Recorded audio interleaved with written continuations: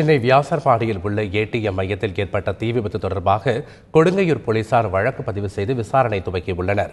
சென்னை வியாசர்பாடியில் உள்ள தனியார் ஏடிஎம் மையத்தில் திடீரென தீ பற்றியது. இந்த தீ அருகில் உள்ள நிறுவனத்திற்கும் பரவியதில் அங்கிருந்த சிலிண்டர் வெடித்து சிதறியது. இதனால் கொழுந்து விட்டு எரிந்த தீயை அணைக்கும் பணியில் தீயணைப்புத் துறையினர் ஈடுபட்டனர்.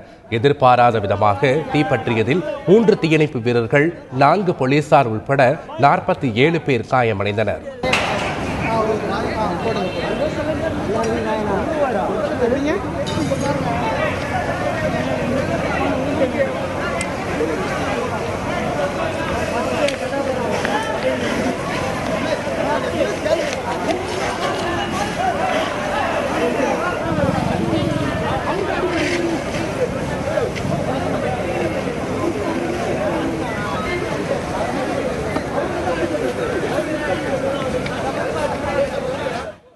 படுகாயமடைந்த அனைவரும் அரசு மற்றும் தனியார் மருத்துவமனைகளில் சேர்க்கப்பட்டுள்ளனர்.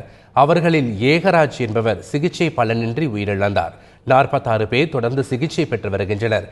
கீழ்ப்பாக்கம் மருத்துவமனையில் சிகிச்சை பெற்று வருபவர்களை சுகாதாரத்துறை செயலாளர் ராதாகிருஷ்ணன், சென்னை மாநகர காவல்துறை ஆணையர் விஸ்வநாதன், கூடுதல் ஆணையர் சாரங்கன் ஆகியோர் நேரில் சென்று பார்த்து ஆறுதல் தெரிவித்தனர்.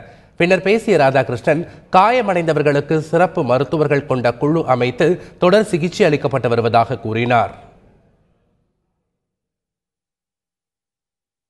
இங்கே 12 மருத்துவ குழுக்கள் 24/7 ட்ரீட்மெண்ட் பண்ணிட்டு இருக்காங்க. ஸ்டான்லி பொறுத்தவரை அவங்க ஸ்டேபிளாக இருக்காங்க. இங்கே இருக்கிற அந்த 30 பேஷண்ட்ஸில் நமக்கு 4 பேஷண்ட்ஸுக்கு வந்து 40% கம்மியான பேர்ன்ஸ் இருக்குது. ரிமைனிங் பேஷண்ட்ஸுக்கு 40%க்கு மேலே இருக்கிற பேர்ன்ஸ் இது இருக்குது. இதுக்கு தேவையான ஜென்ரல் சர்ஜன்ஸு, அதே மாதிரி நம்ம ஜென்ரல் மெடிசின், பீடியாட்ரிக்கு ஒரே ஒரு கேஸ் பீடியாட்ரிக் கேஸ் இருக்குது. அனஸ்தீசிஸ்ட்டு, ஆப்தால்மாலஜி, கண் பாதிக்கப்பட்டதுக்கு ஆப்தால்மாலஜிஸ்ட், இஎன்டி ஸ்பெஷலிஸ்ட், பிளாஸ்டிக் சர்ஜன் அனைவரும் இங்கே வந்து குழுவாக இருந்து தொடர்ந்து 24/7 ட்ரீட்மெண்ட் பண்ணிட்டு இருக்கு.